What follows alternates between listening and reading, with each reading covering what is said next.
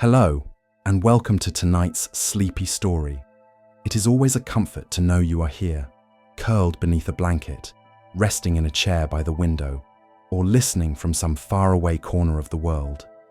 Wherever you may be, thank you for choosing to spend these quiet moments together. And to those who have already joined this little circle by subscribing, my gratitude is endless. Your presence is the gentle fuel that allows me to continue weaving these journeys for you. If you are new here, perhaps consider tapping that button as a quiet gesture of encouragement. It truly means more than words. A small warning before we begin. Tonight's story is dark, unsettling in its nature, and may draw you deeper into thought than into sleep. The paradox is that some of the most chilling stories in history are also the ones that hold our attention most tenderly.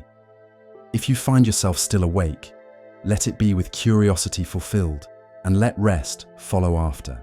Now let us step together into 1927, a year of transition, a year when the world was caught between the shadows of the Great War and the looming uncertainties of the future. It was a year when jazz spilled from gramophones, when silent films flickered in theaters, when cities pulsed with electricity and rural towns clung to traditions. In that landscape, religion still held a deep, almost unshakable place in the hearts of millions. The Bible, for countless families, was more than scripture. It was heritage, protection, a physical anchor of faith, often placed at the center of the home, sometimes resting untouched on a shelf, sometimes carried daily in hand. But in one small American town, this sacred object was twisted into something unrecognizable. It was no longer the book of comfort or the symbol of prayer. In the hands of a desperate soul, it became a weapon. And that act, a single crime in a single year, left behind a ripple of unease that outlived the incident itself. For it was not just violence, it was violence through contradiction, a holy book turned against its very essence. Picture the town, quiet streets lined with wooden porches, church bells marking the hours, neighbors nodding as they pass on cobblestone. Children walked home from school with satchels of books. Women gathered at the market. Men worked long hours in fields and factories. Nights were lit by kerosene lamps or the new glow of electric bulbs, depending on the house. Life moved in measured rhythms. Faith was not a question, but a given, a shared assumption that the Bible was sacred and untouchable. And so, when news spread that a murder had been committed with a Bible as the weapon, it struck not only as tragedy, but as blasphemy. How could pages of scripture be bent to brutality? How could words meant to guide be turned into an instrument of death? The crime itself was shocking, but the symbolism carried more weight than the act. The town whispered, newspapers speculated, preachers spoke from pulpits with trembling voices. A shadow fell over the year, chilling precisely because it blurred the line between sacred and profane. This is the story we will begin tonight. Not to sensationalize the pain of the past, but to linger with its echoes, to see what happens when symbols fracture, when belief is tested, and when silence lingers longer than answers. The story unfolds slowly, like a candle burning in a darkened church, casting both warmth and distortion on the walls. Let us pause here and consider the weight of objects. Every home holds them, things not only physical, but heavy with meaning. A ring, a letter, a family Bible passed through generations.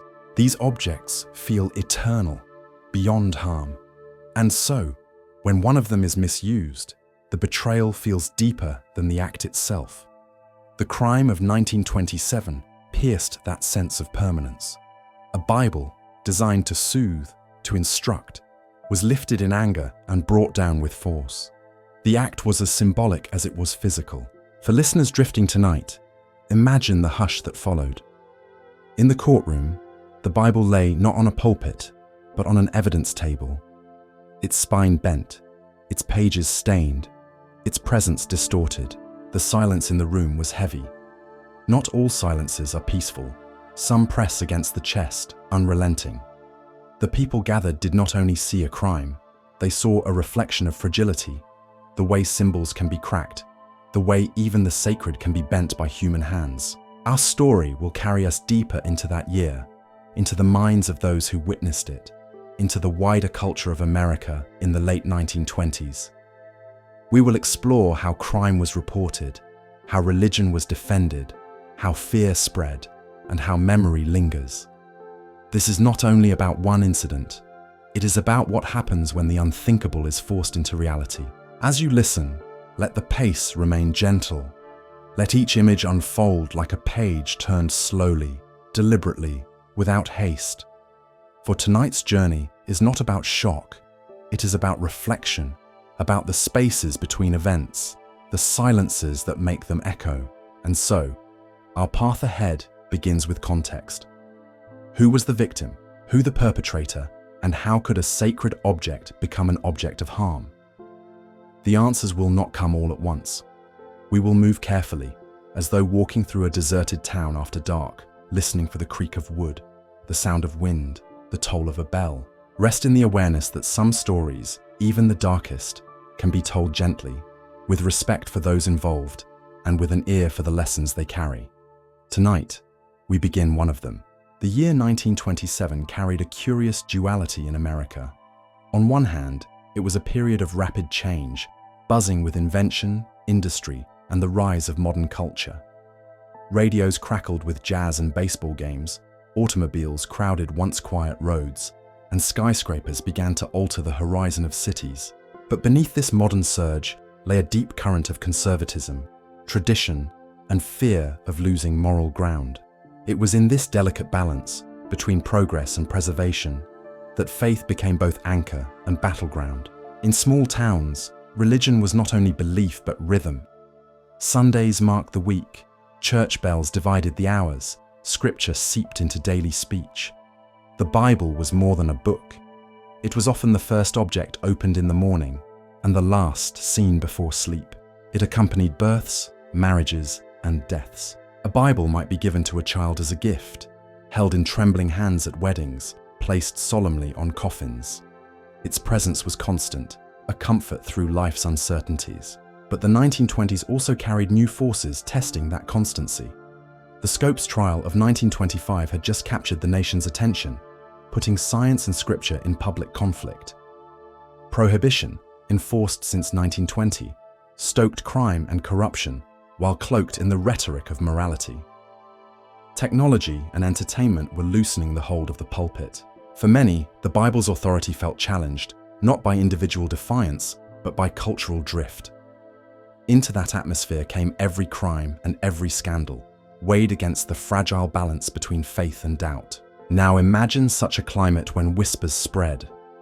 A crime had been committed, not with gun or knife, but with the Bible itself. It was not only violence, it was interpreted as commentary, as if society's moral foundations themselves had been struck. Newspapers did not need to exaggerate. The very fact of the weapon was enough to inflame. A Bible turned into an instrument of harm symbolized, to many, that something in the world had gone awry. The town where it occurred was not unlike countless others scattered across the heartland. Wooden porches leaned toward quiet streets. Neighbors knew each other by name, by family, by habits of dress. Farmers rose before dawn, and shopkeepers swept the same sidewalks each morning. There was gossip, of course, but also solidarity. A scandal in one home could ripple through the whole community. When news reached them of the Bible crime, it was not distant gossip. It was immediate, unsettling, almost personal. The atmosphere of 1927 heightened every detail. Prohibition meant that violence associated with alcohol was already a common theme in headlines, but here was something different. Instead of a bottle smashed in anger, it was the book itself. Instead of the usual tools of harm, it was scripture made blunt. That inversion unsettled even those hardened by news of bloodshed. It spoke to deeper fears. If the sacred could be twisted, what safe ground remained? In churches, sermons turned sharp. Ministers spoke of evil corrupting what was holy, of Satan's hand inverting symbols, of vigilance against creeping sin. Congregations sat stiffly, absorbing the warnings, glancing toward the Bible resting in each pew. At home, Families looked at their own copies differently, not with suspicion, but with a shadow of unease. It was as if the book's silence had been broken by a cry they could not unhear. The crime itself had not yet been detailed to most. Rumor filled the void. Some said the Bible had been hurled, others that it was used to bludgeon. Still others whispered darker inventions. The truth mattered less in those early days than the symbol. What gripped the imagination was not the specifics of injury, but the perversion of intent. A holy book that had baptized, married, and buried was now also guilty. For listeners tonight, let us pause with this dissonance. The strength of a symbol lies in its consistency. A ring symbolizes love as long as it is given and cherished. A flag symbolizes unity as long as it is honored. But symbols are fragile. They can be cracked by contradiction. A Bible, sanctified by ritual, could not easily bear the stain of crime. And so the people around it felt a double weight: grief for the victim and disorientation at the object itself. The newspapers of 1927 were relentless. They thrived on stories that carried both shock and moral tension. To write of a crime involving scripture was to guarantee readership, outrage, and debate. Headlines framed it not only as tragedy, but as scandal against faith. Across the country, small columns referenced it, each town adding its own commentary. Some decried it as evidence of cultural decay. Others warned against blasphemy. The story traveled farther than the town itself, leaving a trail of whispers in places that never saw the courtroom. The silence after the initial storm was telling. When the first days of gossip passed, the community sat quieter, absorbing what had happened. Church bells rang as they always had. Hymns were sung, sermons preached. But in the back of minds, there lingered an unease. The recognition that even the holiest objects are vulnerable to human hands. That silence, heavy and contemplative, lasted longer than the headlines. And here is where our journey will take us next. From the backdrop of 1927 America, we move into the lives entwined with this act. Who held the Bible? Who suffered its blow? And how did a single act echo into families, pulpits, and courtrooms? To answer, we will walk more closely with the people at the center and let their silence too speak. In every great silence, there are names. Up to now, we have spoken of 1927 as if it were a landscape painted in broad strokes: streets, churches, headlines, shadows. But the truth of any story lives in individuals, in one man or woman whose choices tilt an entire town into unease, and in the victim whose absence carves a hollow in the community. To understand how a Bible became an object of harm, we must step closer, not only into the courthouse, but into kitchens, parlors, and private memories. The town itself was not famous. It did not sit on great rivers or boast towering factories. It was one of those American places where time moved gently, measured by planting and harvest, by sermons and seasons. Families had known each other for generations. Neighbors remembered childhoods, tracked marriages, noted quarrels, and stored them quietly for years. This closeness meant that when the crime broke, it was not faceless. Everyone knew who was involved, or thought they did. The accused was not an outsider. That fact deepened the chill. Outsiders were easy to blame. Strangers could be feared, shunned, imagined as shadows against the wall. But when the figure accused of violence is someone recognized from Sunday mornings or seen sweeping a porch, the ground shifts. A neighbor becomes a threat, and the ordinary becomes suspect. That was the case in 1927. The person who held the Bible with such force was not a drifter, but a familiar presence. Accounts describe someone troubled, though quietly so. In public, there were nods and greetings, a life that appeared like any other. But beneath that surface ran currents of frustration, whispers of temper, perhaps debts, perhaps disappointments. In those days, personal struggles were rarely spoken aloud. Mental anguish was hidden, domestic conflict kept behind closed doors, shame pressed down into silence. What escaped was often sudden, unmediated, explosive. The victim, too, was no stranger. They had lived among the same streets, carried the same routines, shared the same hymns. To the town, the shock was doubled. It was not only violence in their midst, but violence between people they had trusted. That intimacy made the act unbearable. It was not crime in the abstract. It was rupture within the body of the community. When later records were written, the stark detail that remained was the weapon itself, the Bible. That fact overshadowed motives, histories, even personalities. Yet those who lived in the town did not reduce it so simply. They remembered faces, meals, quarrels overheard, letters exchanged. They remembered kindnesses and cruelties both. They knew the people behind the headlines, which made the crime both more comprehensible and more haunting. Let us pause here and imagine the evening before. A small home, kerosene lamp flickering, the air heavy with the scents of cooking, or perhaps the dryness of unheated rooms. A Bible sits on the mantel or on a table by the window. It is worn, familiar, opened countless times in prayer. To see it, there is to see constancy, and then picture hands reaching for it, not in reverence, but in anger. The weight of the book shifts meaning in an instant. That is the pivot on which this story turns. For the accused, it may have been a moment of desperation, a flash where the object closest at hand became tool. For the victim, it was betrayal layered on injury, struck not only by force, but by symbol. The room itself would have fallen silent after the blow, as if walls and windows recoiled. Neighbors might not have heard the details, but they felt the aftermath. A scream, perhaps. Then footsteps. Then the spreading rumor that something unspeakable had been done. In the days that followed, the town struggled with a double vision. They saw the accused in shackles, head bowed, body smaller than before. But they also remembered the same person upright, nodding politely, living among them. They saw the victim carried to rest, mourned with hymns, spoken of in past tense too soon.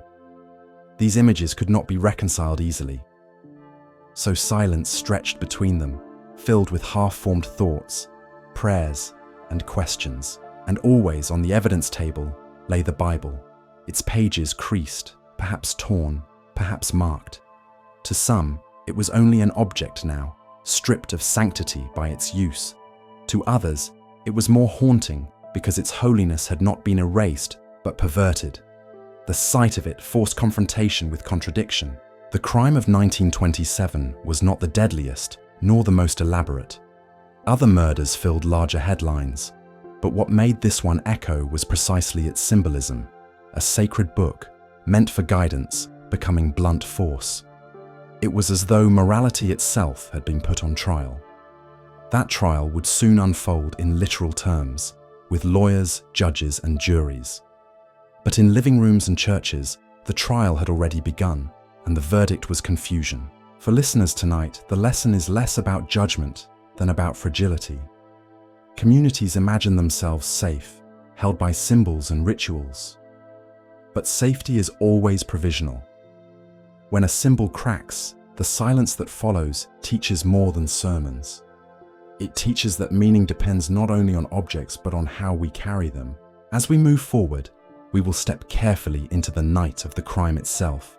What happened in that small room, how the Bible was raised, and how silence was broken forever in a single act. There are moments when silence does not wait for sleep, but is torn apart by sudden noise. In the town of 1927, the night of the crime began as many others had. Uneventful, predictable, ordinary.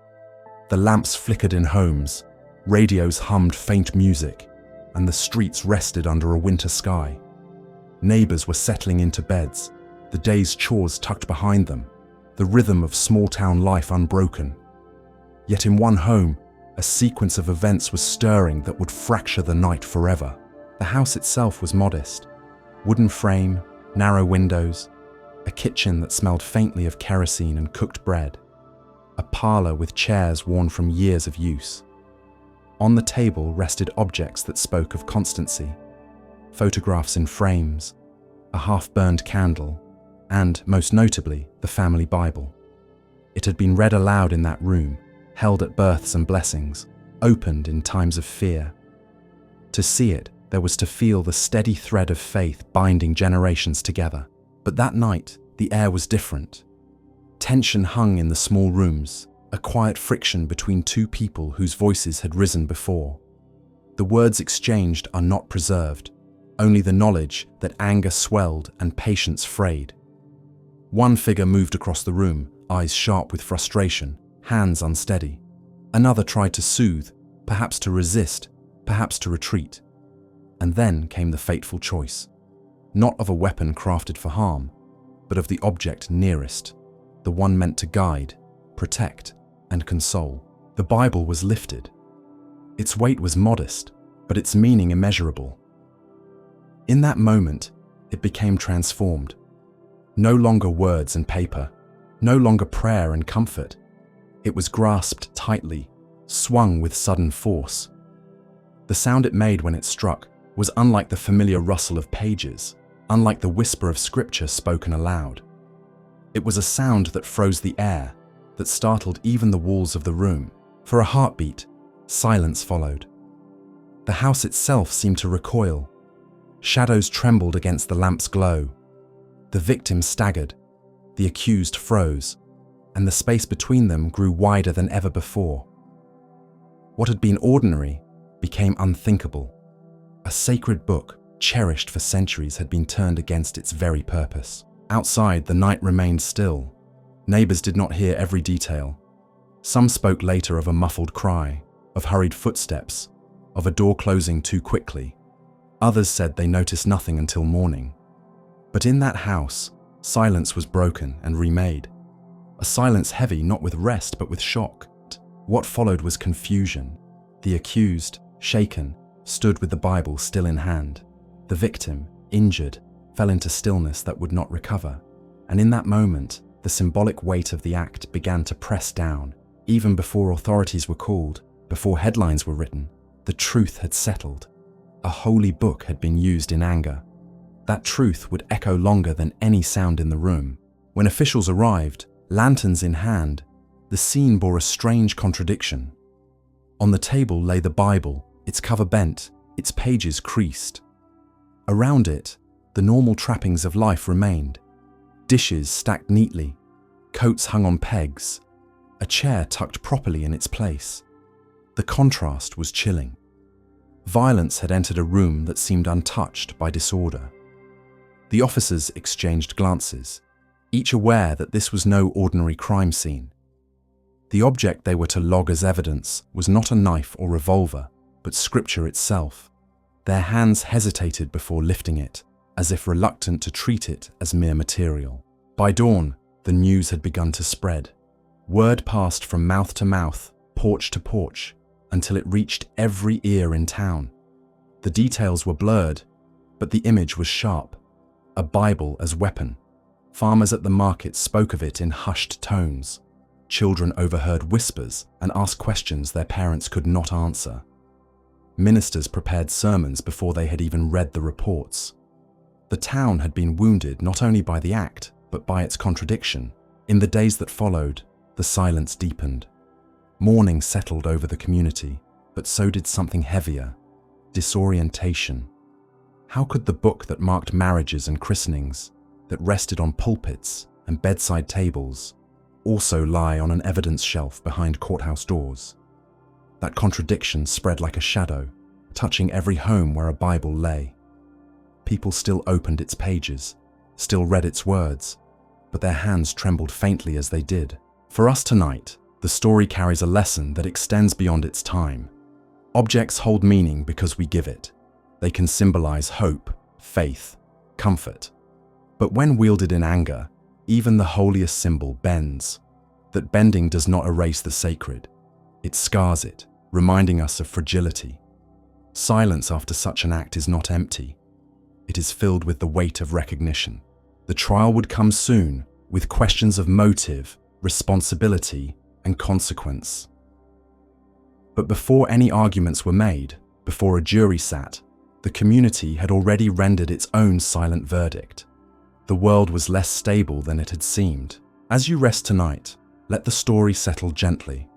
It is not told to disturb, but to remind us of the fragile balance between symbols and actions, between the sacred and the profane. What happened in 1927 remains in the past, yet its echo invites us to hold our own symbols with care, to honor them not only in words but in deeds. And as this chapter closes, we prepare to enter the next stage of the story, the investigation, the courtroom, and the struggle of a town to make sense of a crime that blurred its moral compass. The courthouse in 1927 was a building of wood and stone, simple in design, but heavy with presence. Its tall windows admitted narrow shafts of sunlight, and the creak of its floorboards spoke of decades of footsteps. Farmers summoned for jury duty, clerks filing papers, townsfolk attending hearings. On the morning of the trial, those boards creaked more than ever, carrying the weight of a community gathering not only to witness justice, but to confront a paradox. The benches filled quickly, hats were removed, voices hushed, and all eyes turned toward the front where the Bible, the most unlikely of all exhibits, waited. The air inside was thick with expectation. The accused sat between guards, head bowed, eyes on the floor. Some who had known them for years found it impossible to reconcile this figure with the neighbor they had once greeted warmly. Others whispered that the face now looked older, as if nights in the cell had drained decades in weeks. The victim's family, quiet and dignified, occupied a row of benches with hands folded, eyes fixed forward, their grief present but restrained. Above them hung the flag. Above the flag, the seal of the court, and below it, the table where lawyers shuffled papers. When the judge entered, the room rose.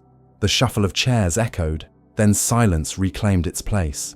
The proceedings began, not with arguments, but with the formal calling of the case. Names spoken, charges read, dates confirmed. It was only routine, but even in routine there was unease. Every word spoken in that room seemed to tremble under the shadow of the weapon named in the indictment. The prosecution spoke first. The lawyer, a man of stern voice and measured tone, reminded the jury of facts: the night, the house, the witnesses, the evidence. He pointed toward the wooden box on the table where the Bible lay. His hand did not touch it, but his words circled around it carefully, almost reverently. "Ladies and gentlemen of the jury," he said, "this object, intended for reverence, was instead used for violence.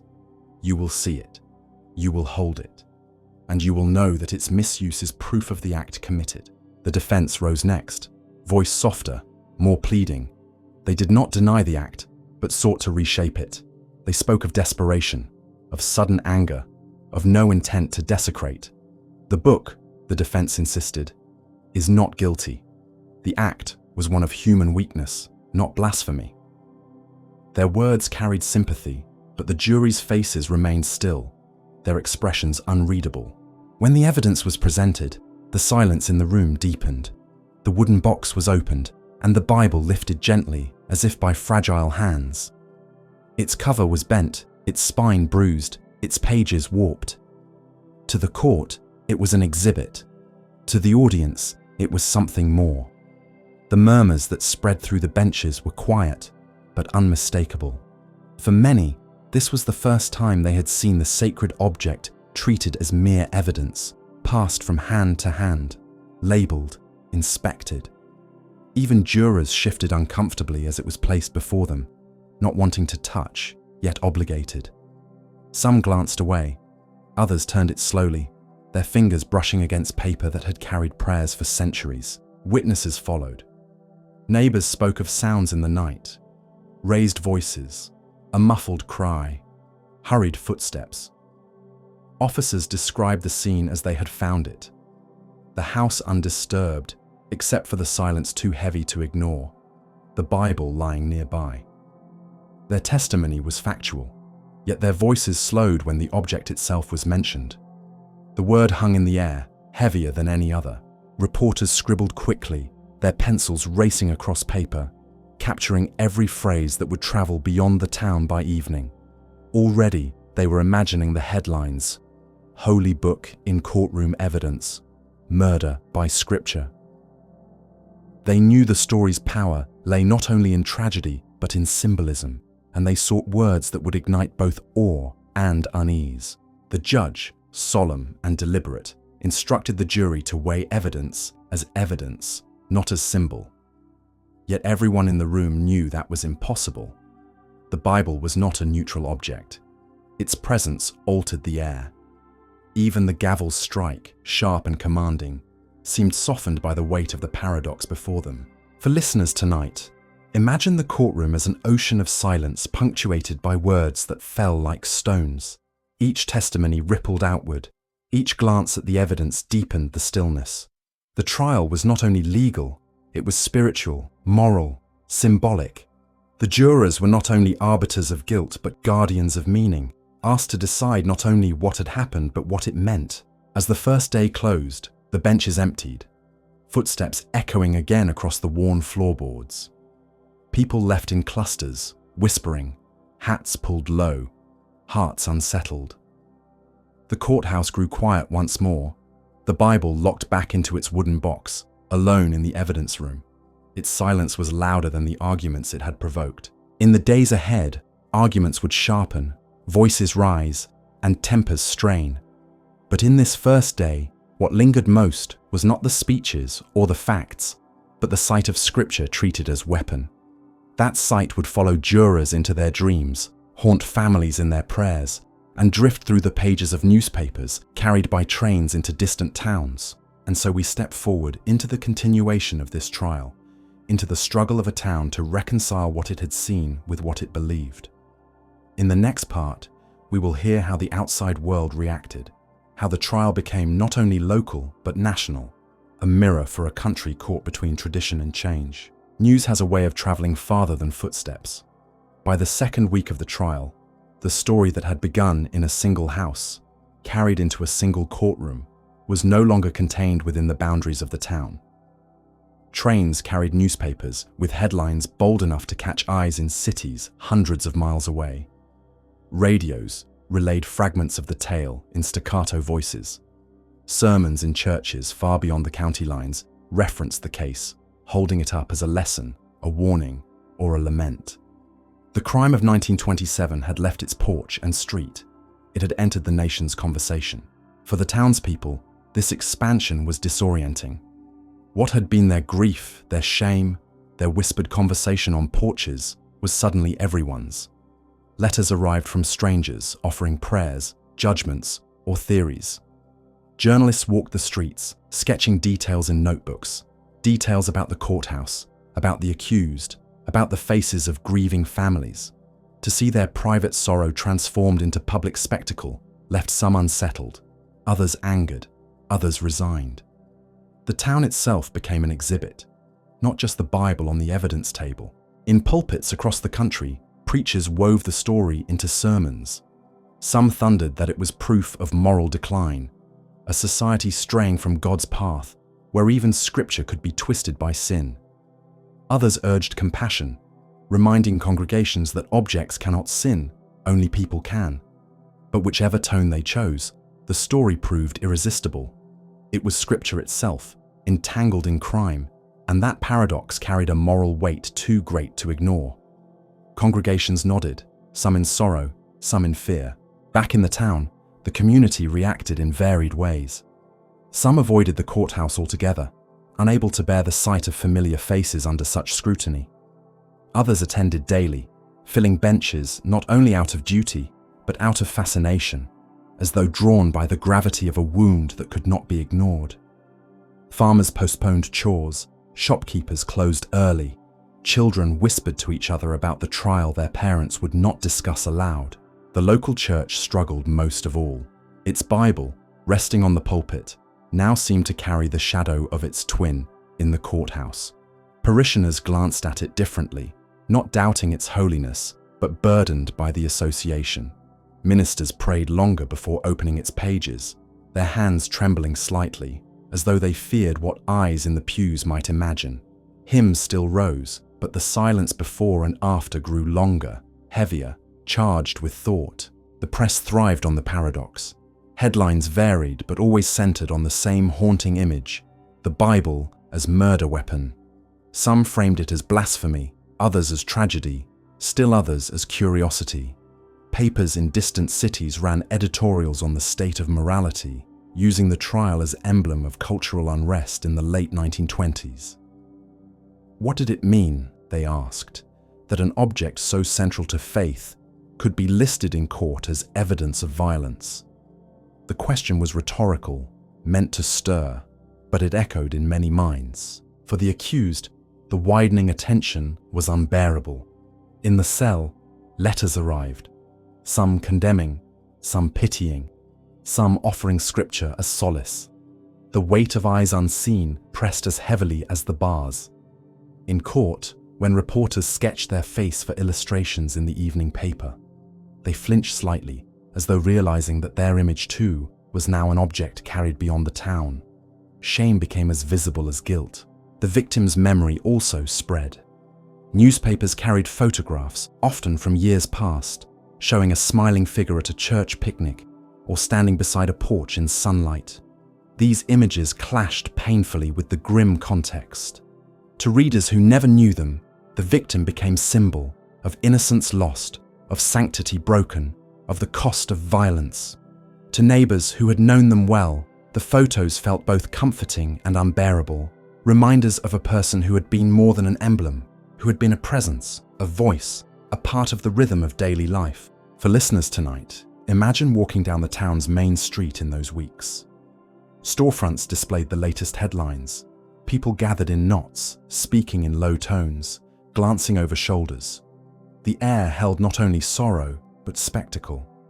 It was as though the town had become a stage, its grief performed for an audience it had not invited. The silence between conversations grew as meaningful as the words themselves. Yet even in the noise of headlines and sermons, there were places of quiet.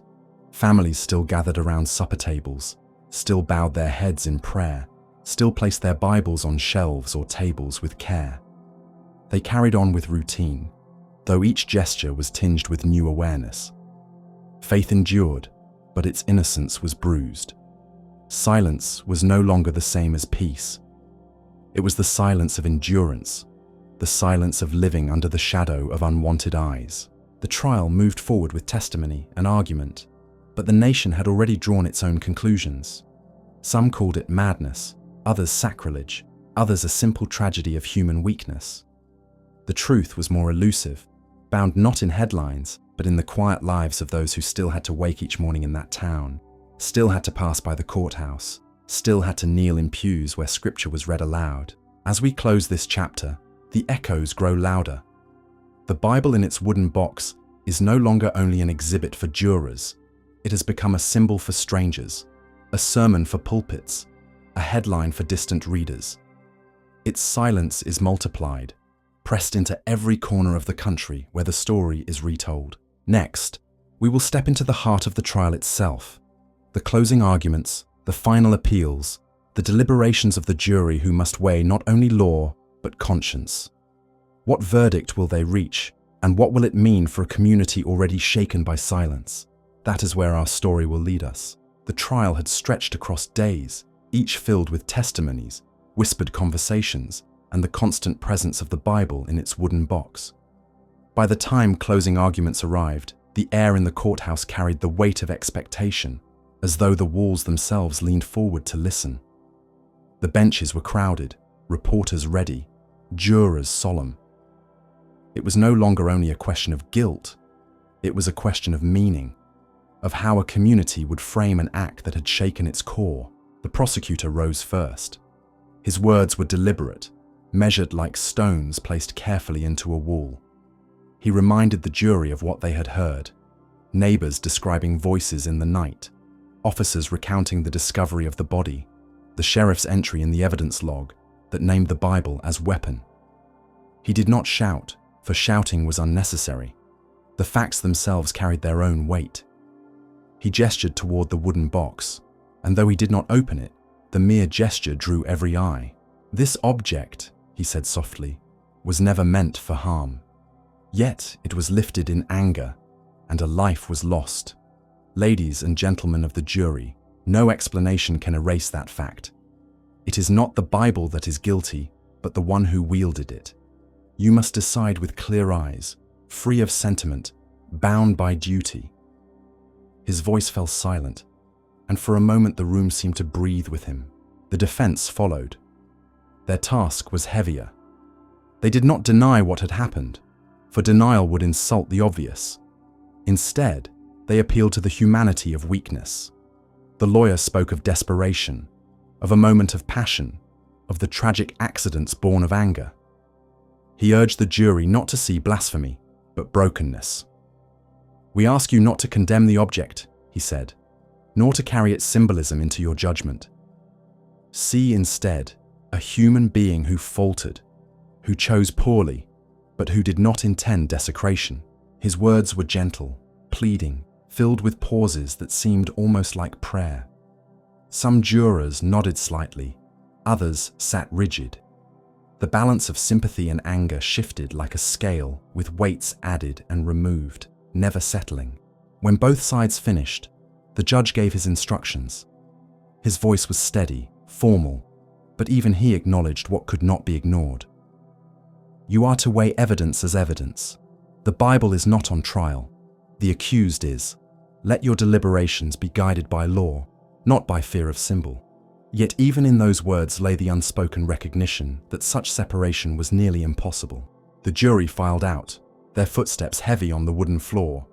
The door closed behind them, and silence returned. In the benches, families and neighbors waited, whispers rising then falling, the sound of shuffling feet filling the void. Reporters dipped pens into ink, preparing for whichever story would emerge. Outside, crowds gathered, though many could not hear what was happening within. They stood anyway, staring at the courthouse as though it were a stage. Inside the jury room, time slowed. 12 men sat around a wooden table, the Bible resting in a box nearby, locked but not forgotten. They spoke of testimony, of law, of duty. Some argued for swiftness. Guilt was plain, the act undeniable. Others hesitated, weighed down by sympathy, by the strangeness of the weapon, by the awareness that this was no ordinary case. Their words grew quieter, then louder, then quiet again. Hours passed. Lamps were lit as daylight faded. The courthouse, once crowded, thinned as some townsfolk left, but many lingered, unwilling to leave before an answer came. In those hours, the silence was perhaps deepest in the victim's home, where absence filled each room. Family members sat together, speaking little, waiting for a verdict that would not restore, but might settle. In the sheriff's office, papers lay untouched, the Bible's entry written in stark ink, still fresh in memory.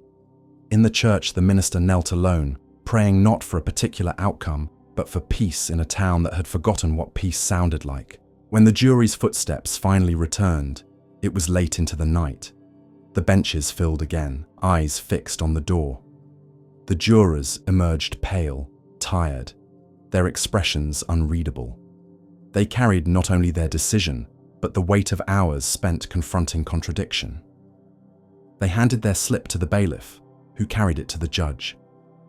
Silence deepened further, if such a thing were possible. The judge unfolded the paper slowly, reading in silence before lifting his gaze.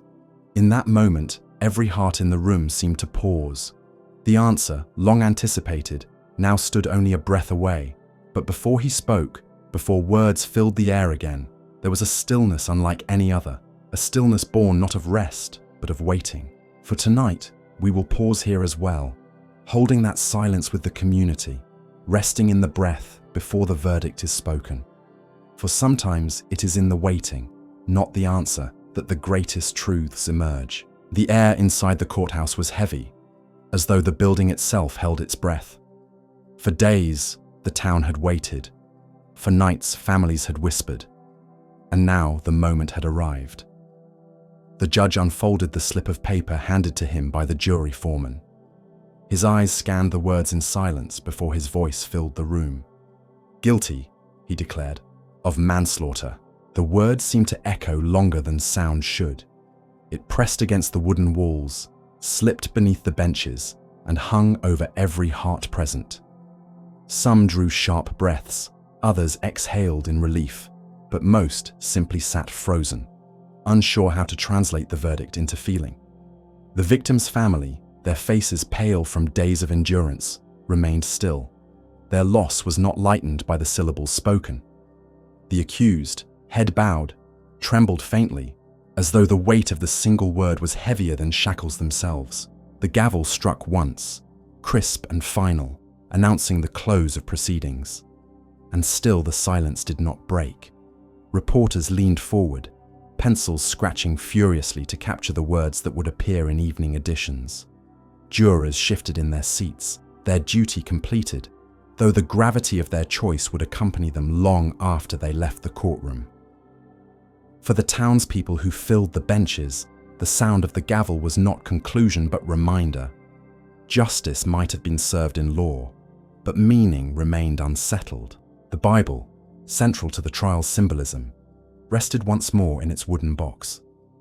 To the clerk who sealed it, it was an object of evidence, no different from other items logged in records. But to the eyes that followed it, it was a wound carried in leather binding. As it was lifted from the table and carried from sight, many felt as though something holy was being removed, not as scripture, but as proof of crime. That image alone would linger longer than the verdict itself. Outside, the town stirred restlessly.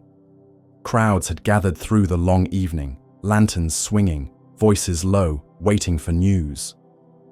When the verdict reached them, reactions spilled into the night air.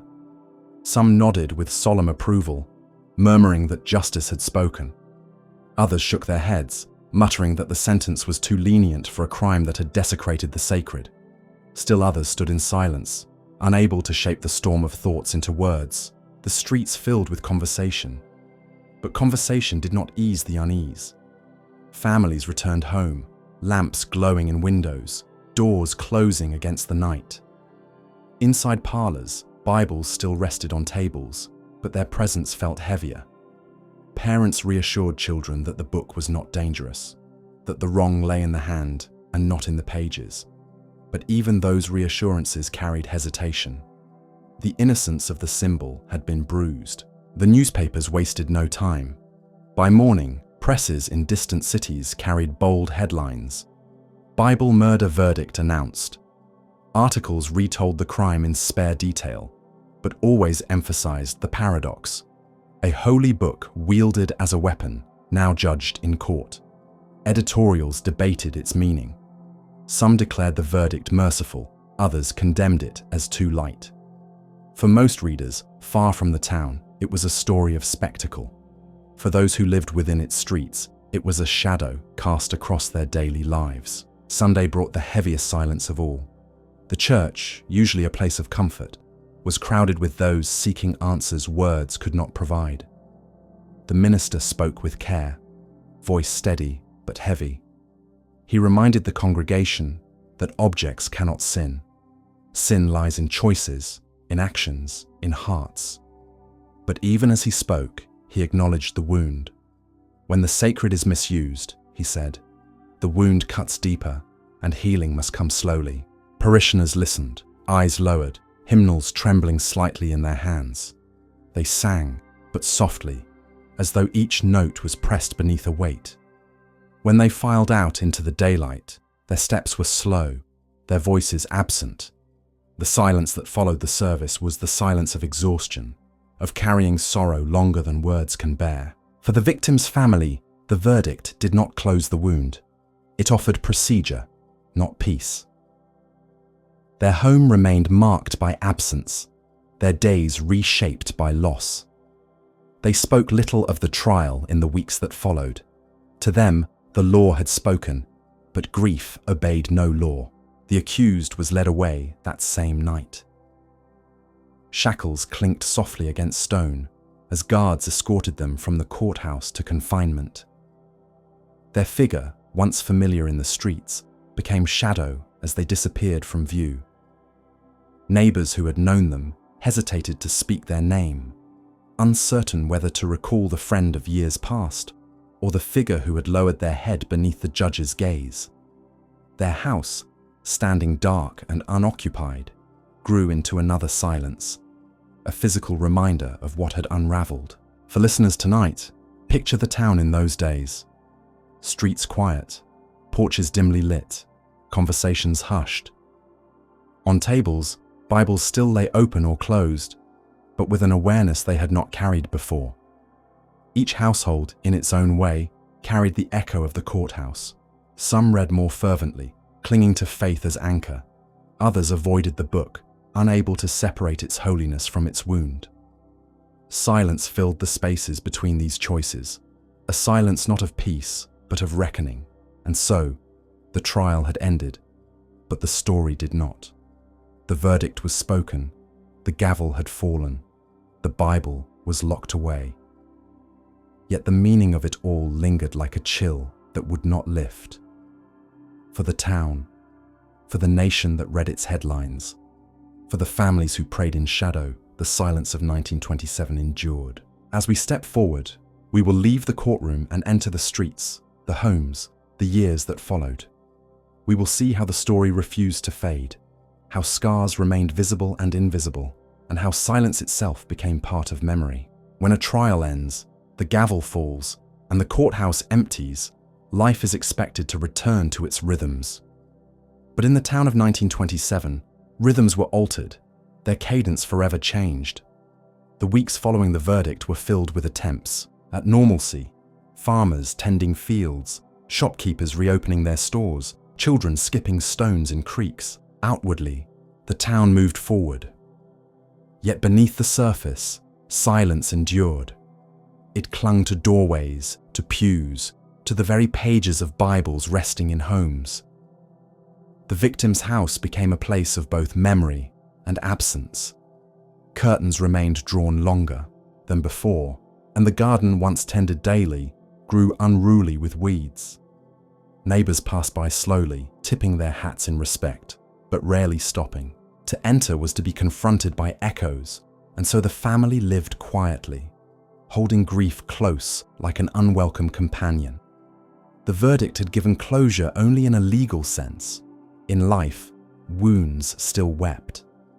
The accused's home, too, stood silent, its windows dark, its porch empty.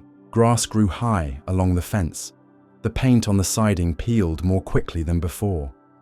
Some avoided walking past, as though the air itself carried weight. Others lingered, staring for moments too long, caught between memories of a neighbor, once familiar, and the shadow of the crime. Houses can carry silence as tangibly as hearts, and this one became a monument to absence. Church services continued, though the atmosphere had shifted. Ministers spoke with renewed caution, their sermons gentler, more deliberate, aware that every verse of scripture carried resonance it had not carried before. Parishioners still brought their Bibles, still read aloud, but many held the book more carefully, their fingers brushing pages with a reverence sharpened by unease. Faith endured, but innocence had fled. Children absorbed the silence in their own way. They overheard fragments of conversation, read headlines left on kitchen tables, and asked questions their parents could not answer fully. Some grew fearful, glancing uneasily at the family Bible. Others grew more curious, reading its pages more often, searching for comfort where they were told comfort lay. The story of 1927 seeped into their childhoods, shaping the way they would carry faith, suspicion, and memory into adulthood. The newspapers eventually moved on to other scandals, other crimes, other headlines that carried shock into fresh towns. But within the community, the story did not fade. It was told in whispers, resurfaced in sermons, recounted at supper tables when outsiders visited. It became part of the town's identity, a story that refused to dissolve into history. Even when the national press no longer printed words about it, the townsfolk lived within its shadow. Years passed, yet the silence remained. The courthouse aged, its floorboards creaked with new cases, but the evidence logs still bore the line. Weapon, Holy Bible, leather-bound. The box containing it sat in storage, dust gathering, pages pressed together. Clerks who came across it lowered their voices instinctively, handling it with care they did not extend to other objects. Its presence was not forgotten, only hidden. The crime reshaped memory in subtle ways. Families in the town grew more protective of their Bibles, some covering them in cloth, others placing them higher on shelves. They did not fear the book itself, but they feared the reminder of what had been. The story had cracked their trust in permanence, teaching that even the sacred could be twisted. That lesson, though unwelcome, lodged itself in the collective heart. For listeners tonight, picture a quiet evening in the years after. A family gathers around their table, lamplight flickering. A Bible rests in the center. It is opened slowly, verses read aloud. The words are steady, but beneath them lies another layer. The awareness that the same object once lay in a courtroom, judged as weapon. That awareness does not erase faith, but it changes it, tempering reverence with fragility. Silence itself became a kind of heritage. Parents did not always tell their children the details, but children learned anyway, piecing together fragments from overheard whispers and cautious glances. And so the silence passed from generation to generation, less as words and more as atmosphere. It became the air in which the town lived, a quiet knowledge that their community had once been the site of a paradox too heavy to forget. The trial had ended, but the story had not. Its echoes carried through pews, across porches, down streets, lined with lamplight. Its silence stretched into years, reminding all who lived there that justice and faith, law and symbol, can collide in ways that leave marks deeper than verdicts. And so, as we close this chapter tonight, we prepare to step even further from the courthouse into the larger arc of memory.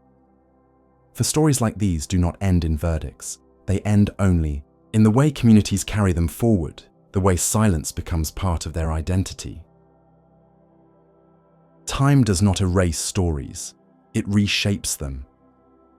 In the years after the verdict, the crime of 1927 slowly moved from being a fresh wound into something else. A whispered tale, a lesson repeated, a shadow stitched into the town's fabric. At first, people avoided mentioning it. Conversations fell silent when the subject arose. Neighbors lowered their voices. Families told children to hush their questions.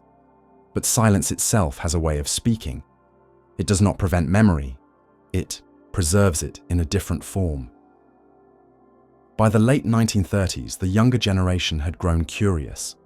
Many had been too young during the trial to remember its details, but they felt its presence in the atmosphere. They noticed the way elders grew quiet. When certain names were mentioned, the way adults glanced at Bibles with reverence touched by caution. Questions became inevitable. And so the story began to pass. Not through headlines or official records, but through the fragile channels of memory. Grandparents told it first, in hushed tones by firesides, their voices slow, their phrasing careful. They spoke not of gore or spectacle, but of strangeness. They told of a night when silence broke, of a courtroom where scripture itself lay on a table as evidence. Children listened wide-eyed, their imaginations filling the spaces where words stopped. In their minds, the Bible glowed faintly in the shadows, pages whispering with contradictions. Ministers, too, wove the story into sermons, though indirectly. They rarely named the year or the people, but they spoke of the dangers of anger, of the responsibility of human hands, of the way symbols can be misused. Parishioners nodded, recognizing the veiled reference. The story had become both specific and universal, rooted in one night, one town, but applicable to every heart. The town itself bore subtle reminders. The courthouse, aging slowly, still, carried in its logs the line naming the Bible as weapon. Clerks who stumbled upon it decades later paused in their work, struck by the starkness of the words. The evidence box remained in storage, its dust gathering year by year, its silence growing heavier. Few opened it, but all knew it was there. Objects can outlast memory, holding their meaning even when words fade. In homes, family Bibles continued to rest on tables, open for prayers, used in rituals of daily life. But in that town, their presence carried a second layer. They were not only scripture, they were reminders of fragility. Parents instructed children more carefully. Respect the book, honor its words, treat it with care. The instructions were not new, but the urgency was sharper, born of memory not always spoken aloud. For listeners tonight, imagine a child in the 1940s or 1950s, opening a family Bible with both curiosity and caution. They trace names written in its margins, births and marriages recorded in fading ink. They read verses aloud, but in their minds lingers the story whispered by grandparents, that once, long ago, a Bible was used in anger. That knowledge did not destroy faith, but it added weight, like a stone placed carefully in the pocket of memory. By mid-century, the story had drifted even further into legend. People outside the town heard fragments distorted by retelling. Some believed the Bible had been cursed. Others imagined details that never existed. The crime became less about individuals and more about symbol, less about law, and more about the uneasy boundary between sacred and profane. Legends often begin this way, not with exaggeration, but with silence that invites imagination to fill its gaps. The national memory of 1927 moved on to other headlines: economic collapse, war, upheaval. But in the town, the Bible crime remained, a quiet thread in identity. Outsiders sometimes arrived, curious about the tale, asking questions in shops or at church doors. Locals rarely gave details. They preferred to let silence answer, preserving dignity, guarding memory. In this way, the story became both well-known and untouchable, spoken and unspoken at once. For those who lived through it, the echoes never faded. They could still recall the creak of benches in the courtroom, the weight of silence before the verdict, the image of a sacred book carried as evidence. Those images did not blur with time. They sharpened, etched into the soul. Even decades later, they lingered in dreams, in sermons, in the act of opening scripture at night. Silence itself became the inheritance. Parents did not sit children down with full explanations. They let atmosphere teach. Children grew into adults with a sense of caution they could not entirely explain. When they opened their Bibles, they carried the weight of memory without always knowing its source. History does not always pass through words. Sometimes it passes through tone, through gesture, through silence. And so, the crime of 1927 became less an event than an atmosphere. It was not simply a night, or a verdict, or a headline. It was a presence, a reminder, a whisper in the town's identity. It lived in the way people looked at scripture, in the way they bowed their heads in prayer, in the pauses that filled conversations when the subject threatened to surface. As we prepare to step further into this journey, we will see how the story, preserved in silence, became part of history's echo, not only for the town, but for the way human beings understand the fragility of their symbols. In the next part, we will leave the town itself and reflect on how stories like these live on, not in records alone, but in the silences that guard them. History is often imagined as words on a page, as timelines drawn across the years, as names carved into stone. But much of history is silence. It is the absence of voices, the spaces between documents, the air left unfilled by those who could not speak or chose not to. The crime of 1927 entered history not only through newspapers and court records, but through its silences. Silence in homes, silence in churches, silence in memory. To understand it fully is to step into those quiet spaces and listen to what is not spoken. The courthouse held the most tangible fragments. In ledgers still preserved decades later, one line remained as stark as the day it was written. Weapon, Holy Bible, leather-bound. That single sentence, written in ink, carried the paradox forward. Clerks who encountered it years later paused with their pens mid-air, struck by the gravity of so few words. Evidence logs are meant to be dull, lists of knives and revolvers. But here was scripture catalogued as object of harm. That line was both fact and silence, a record that carried unease without commentary. The wooden evidence box, still stored away in archives, became its own form of silence. Dust gathered on its lid, light dimmed around it, but its presence remained undeniable. Archivists, pulling it from shelves, hesitated before opening it. Some chose not to look inside, respecting the weight of its reputation. Others peeked at the bent spine, the wrinkled pages, and felt a chill that did not belong to paper alone. Objects can hold silence more deeply than words, and this one had become a vessel of it.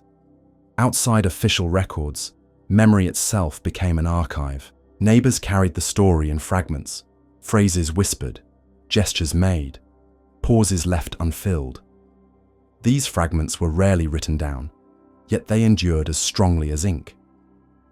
In small towns, history often lives less in books than in atmospheres, in the way people glance at certain houses, in the tone ministers use when speaking of anger, in the careful way parents teach children about respect. These are not records, yet they preserve truth. As decades passed, silence deepened. The national press forgot, turning its attention to wars, depressions, and revolutions.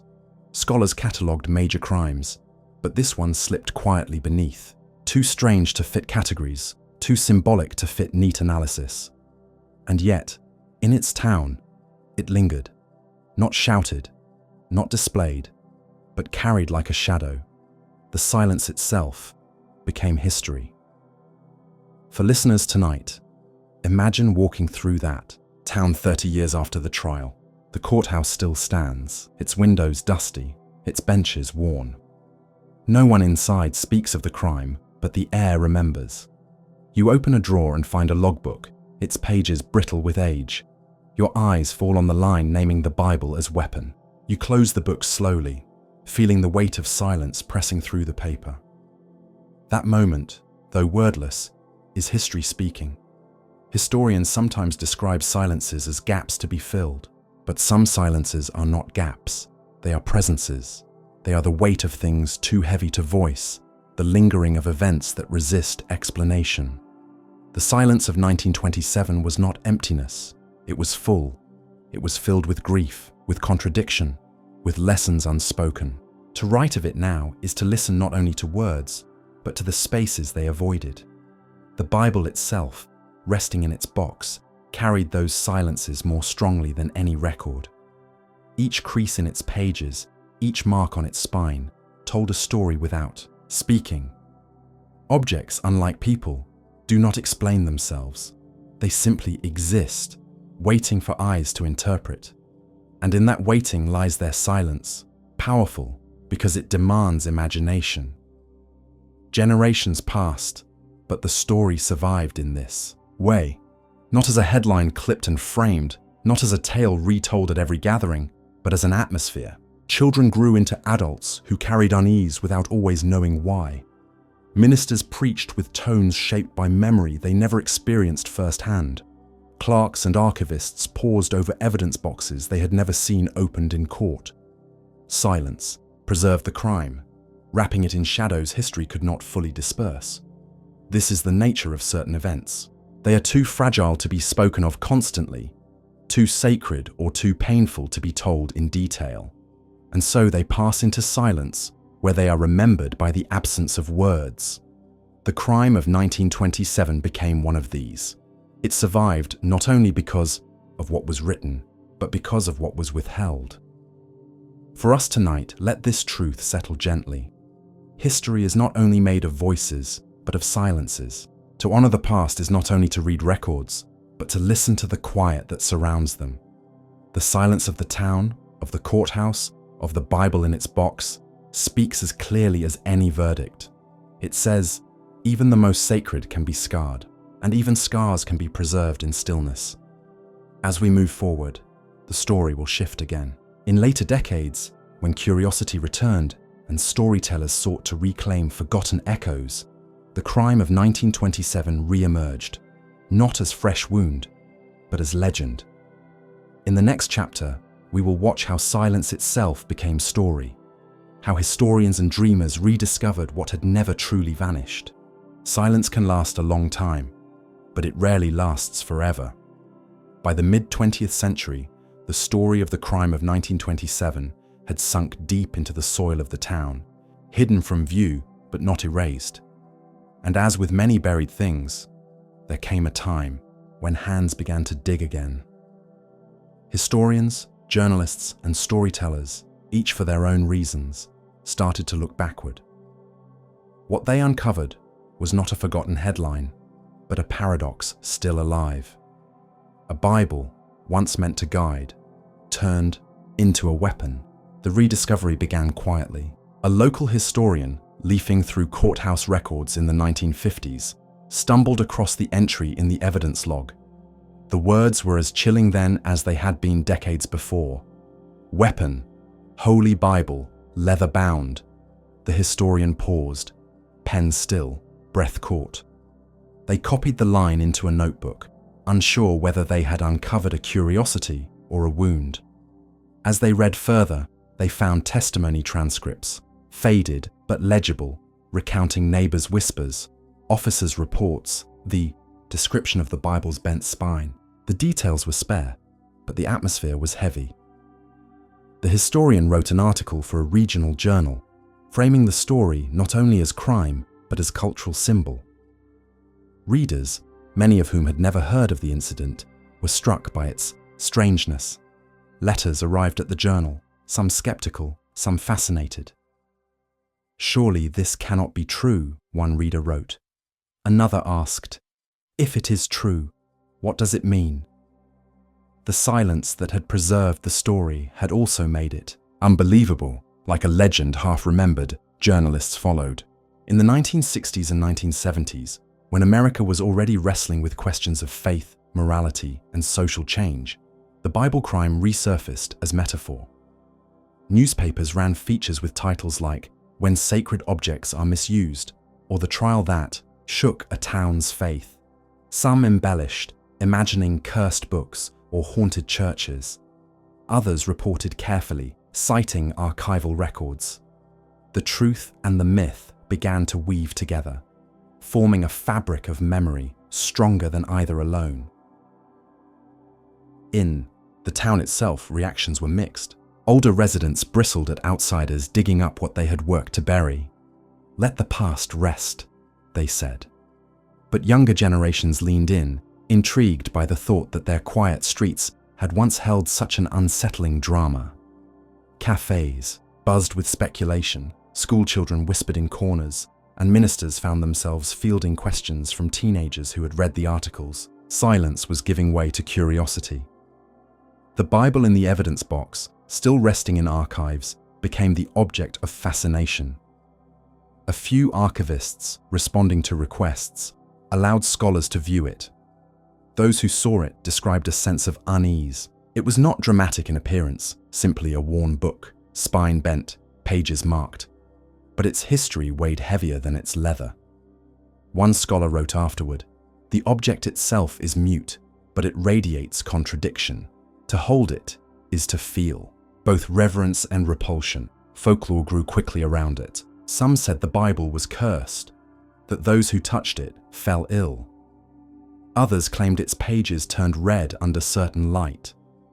None of these tales had basis, but they spread anyway, carried by the hunger for mystery. The crime was no longer only a matter of court records. It had become legend, whispered in bars, told in classrooms, hinted at in sermons. The silence of 1927 had become a story of its own. For listeners tonight, imagine the town in those years. Young people gather on porches, daring each other to sneak into the courthouse archives to glimpse the infamous book. Teachers mention it cautiously in local history lessons, voices careful, eyes scanning students' faces. Ministers preach, more directly, warning against anger and misuse of the sacred, weaving the 1927 story into their guidance. And in each retelling, details shift slightly, shaped by memory, imagination, and the human need for narrative. Outside the town, the crime gained a kind of folkloric life. It appeared in collections of unusual American history, in radio programs about the strange and uncanny, in lectures at universities exploring the boundaries of symbol and violence. Listeners far from the courthouse shivered at the thought, a Bible catalogued as murder weapon.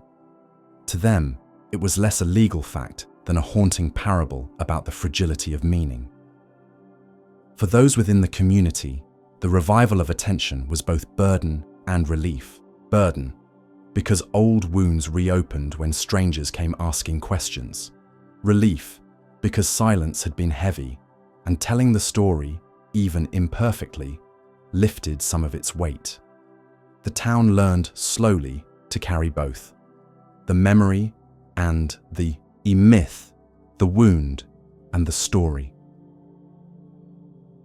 As decades passed, the crime of 1927 became a permanent fixture of local identity, not celebrated, not displayed, but never absent.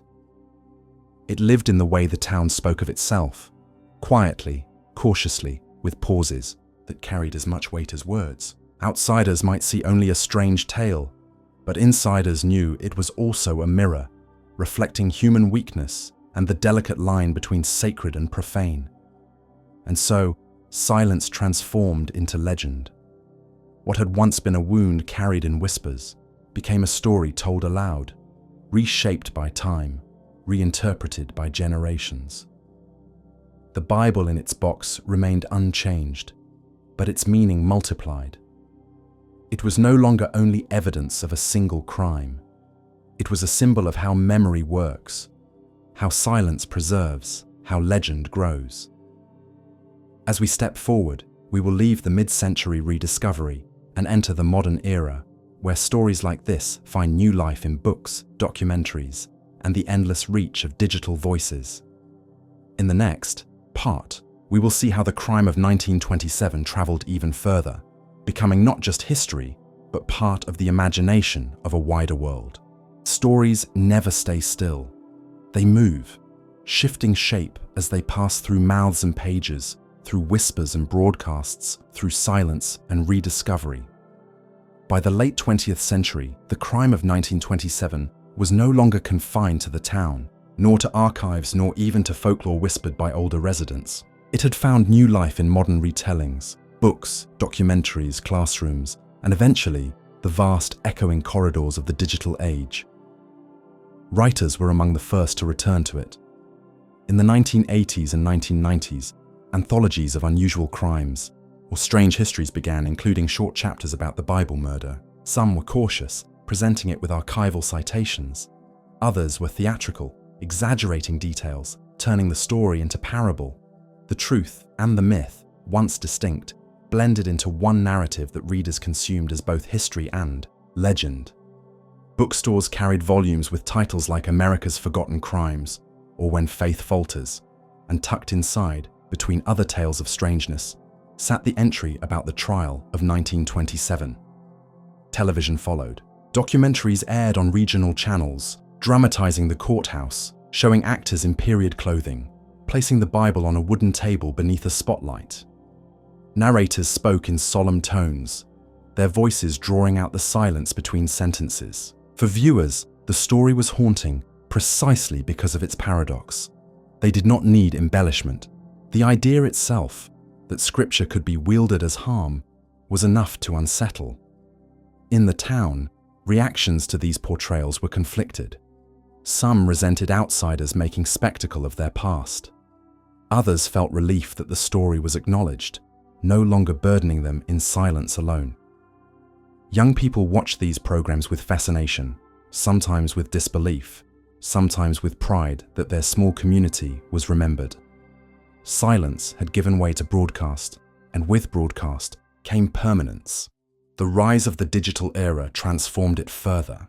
By the early 2000s, online forums circulated fragments of the tale, sometimes accurate, sometimes distorted. Blogs framed it as a symbol of hypocrisy or as a metaphor for human weakness.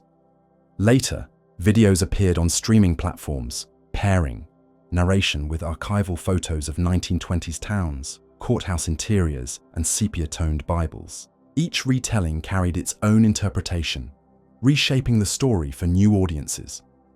the silence of 1927 had become global sound. For listeners tonight, imagine sitting at a glowing screen decades after the trial. You type the words Bible, Murder 1927 into a search bar, and within moments, stories appear. Some are careful reconstructions, others are sensational, but each one carries the same haunting core, that a holy book once stood not on a pulpit, but on an evidence table. The paradox still unsettles, even across time, even across distance. In classrooms, teachers began to reference the case as example, not only in lessons on law, but in discussions of symbolism, ethics, and the fragility of human meaning.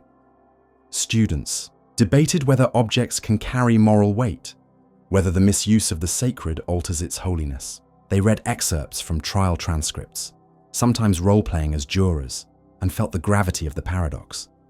For many, it was their first encounter with history, not as distant fact, but as lingering silence. The town itself eventually embraced its story cautiously. Historical societies organized lectures, displaying copies of articles, showing photographs of the courthouse. They did not glamorize, but they did not hide. The Bible itself, still in its evidence box, remained locked away, but replicas were shown under glass. Visitors leaned close, staring at the facsimile, imagining the original pages that had carried both prayer and harm. The silence had shifted from shame to lesson, and still, myths endured. Ghost stories claimed the courthouse was haunted, that, late at night, the sound of turning pages echoed in empty rooms. Tour guides whispered that the evidence box glowed faintly under moonlight. None of this was true, but all of it reflected the human need to wrap silence in narrative, to give shape to unease. For those outside, the crime of 1927 became less about one town and more about the nature of humanity itself. Writers and filmmakers used it as metaphor in novels, plays, and essays. They spoke of how faith can fracture, how symbols can bend, how silence can preserve wounds longer than noise. The Bible crime, once local, had become universal, part of the endless story of human contradiction. And so, as we stand now in the modern era, we see the journey of the tale. From silence to whisper, from whisper to record, from record to rediscovery, from rediscovery to broadcast, and from broadcast to the boundless digital ether. Each stage transformed it, but none erased it. The Bible still rests in its box, unchanged, but around it swirls a century of retellings, interpretations, and echoes. For us tonight, let this truth settle. Stories never stay still. They live because we carry them, reshape them, retell them. The crime of 1927 may have begun in silence, but it will not end there. It has entered imagination, and imagination does not forget. In the next and final part, we will step back from time itself. We will reflect on what it means for such a story to endure, on what silence can teach, and on how even the darkest tales can carry lessons worth whispering across generations. The story of the crime of 1927 began in a small house with a single act that cracked the silence of a town. From that night, its echoes traveled into courtrooms, into headlines, into sermons, into whispers, into archives, into folklore, into books, into broadcasts, into the boundless channels of the digital age. Nearly a century has passed, and still the story does not rest. It endures not because of spectacle, but because of paradox. A Bible, an object meant to comfort, to heal, to bind communities together, was used as a weapon. And in that act, silence itself became history. For the town, it was first a wound. Families carried grief, churches carried unease, and neighbors carried caution. Silence blanketed homes, not with peace, but with weight. Every Bible on every table seemed to whisper the memory of its twin in the courthouse. Each hymn carried an undertone of fragility. The verdict closed the trial, but not the story. Over time, the silence preserved it. Memory passed not only through words, but through atmosphere, through the way parents handled scripture, through the pauses in sermons, through the glances exchanged at church doors. Even children who never heard the full details carried the echo, feeling its presence without knowing its name. Silence itself became archive. Then, rediscovery arrived. Historians, journalists, storytellers, all found the record again, and in finding it, reshaped it. They turned silence into speech, whispers into broadcasts, memories into legend. The Bible crime became known not only as local tragedy, but as cultural parable, a lesson about symbols, about fragility, about the thin line between sacred and profane. Now, in the modern era, the story circulates far beyond the town. People who never walked its streets or touched its archives know of it. They discuss it in classrooms, debate it in forums, retell it in books and films. And with every retelling, the paradox is renewed. The Bible, sacred to millions, once stood, not on a pulpit but on an evidence table. That image alone is enough to keep the story alive. For listeners tonight, the lesson is not only about history, it is about the nature of human meaning. Objects do not act on their own. They wait for hands, for voices, for choices. A Bible remains scripture as long as it is read with reverence, but in the wrong moment, in the wrong hand, even the sacred can bend. That does not strip it of its holiness, but it reminds us of fragility, fragility of symbols, fragility of trust, fragility of human hearts.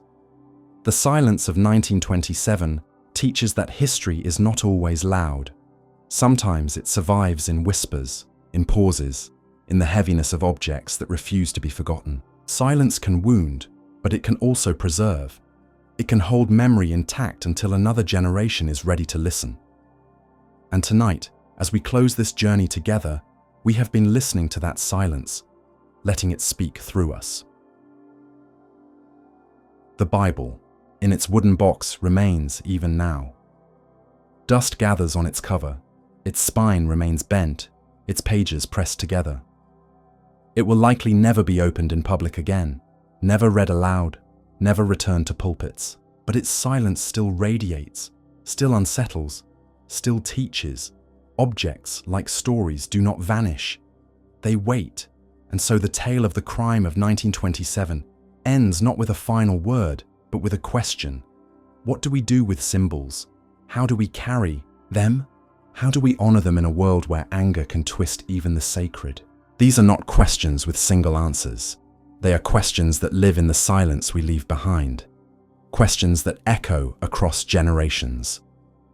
For us tonight, the lesson is gentler. To treat our own symbols with care, to carry reverence in our actions as well as our words, and to remember that silence too has meaning. It can wound, but it can also guard, preserve, and remind. As this story closes, I want to thank you, sincerely, for listening. You have followed this journey across 15 chapters, through silence and symbol, through history and legend. Your presence here in this quiet corner of the night is what gives these stories life. If you found meaning or comfort, or simply a sense of wonder in this exploration, I invite you to subscribe, to like, to stay with this series. It is not only encouragement, it is the motivation that allows me to continue weaving these long journeys for you. To those who already follow, my gratitude is deep. You are the reason silence becomes voice. Now, as you rest, let the story settle gently. The silence of 1927 is part of history's echo, and tonight it becomes part of yours.